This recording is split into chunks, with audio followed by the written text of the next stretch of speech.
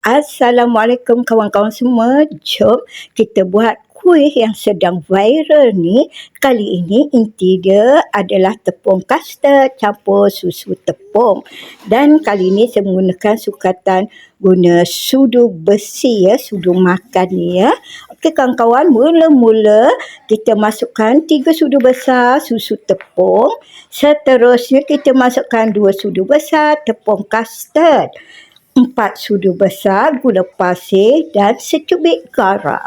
Kita gaul-gaul rata, kemudian barulah kita tuangkan santan 300 ml. Kita kacau-kacau sehingga sebati tu barulah kita masak dan buka api. Guna api yang perlahan dan sentiasa kacau. Kemudian kita tunggu sehingga dia mendidih ya, meletup-letup. Itu tanda dia dah masak. Kemudian kita masukkanlah ke dalam plastik segitiga. Okey, seterusnya kita nak buat bahagian luar.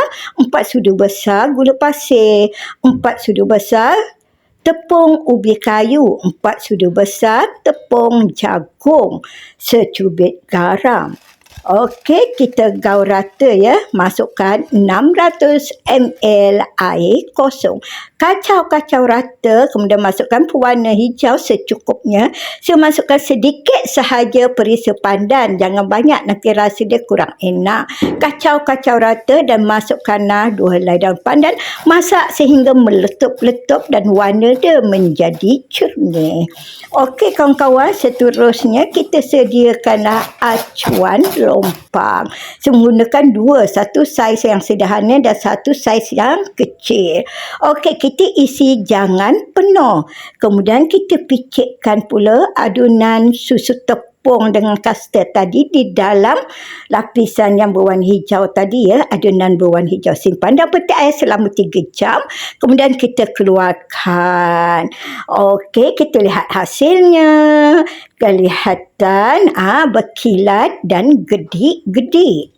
Okey kawan-kawan, kita makan sejuk-sejuk memang sedap.